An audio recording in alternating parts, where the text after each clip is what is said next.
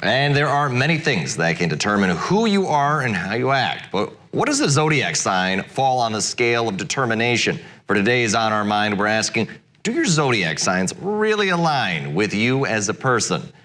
Now, I know some people are real, staunch supporters of the zodiac signs. They'll, I don't know, base their lives off of the star signs and this and that. But, where do you fall, Devin? Are you one of the believers that, because you're a Leo, you're only going to be able to do so many things at so many times a year? I really don't even pay attention much to my zodiac sign. There you go. But when doing some research, he actually printed this out for me, so I really appreciate that. So you mentioned some of this, and I'm only checking the personality trait. There is an article with it, but I'm more looking at some of the summarizations of it. So, and what does it say about you, Devin? So some of the strengths: creative, I don't think so.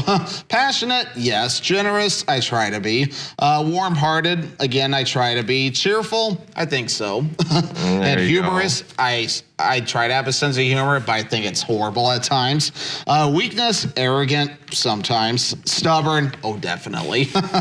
Self-centered, Jeff would agree with that statement. Lazy, definitely. I mean, heck, I overslept this morning. Sorry, Jeff. I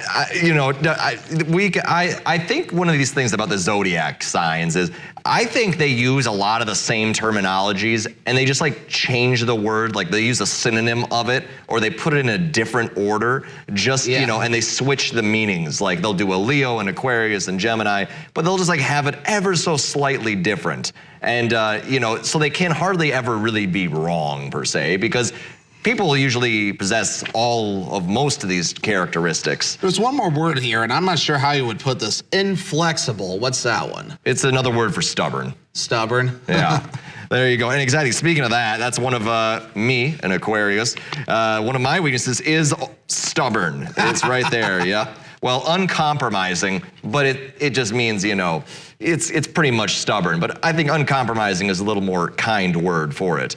But anyway, then there's progressive and original and independent and humanitarian are the nicer words. But I like them. I like reading these sort of things. It's pleasant from time to time just to, I think at the worst of it, it just makes you look back on yourself a little bit more. Should it ever determine on what you do? Absolutely not. I think they're just basically, this is a good moment to think about how you are and how you want to be. Oh yeah, there's another word here, dramatic. I'm definitely dramatic. That is the most apt word to describe Devin, I think. I am definitely very dramatic. That's probably the best way to put it. But Devin, as fun as it is at looking at zodiac signs, I think you and I can agree, probably not the defining trait of how you should plan your life. Not defining. There's some hit and miss items there that you can definitely kind of relate to, but yeah. It's entertaining. It can be entertaining. Does it define you?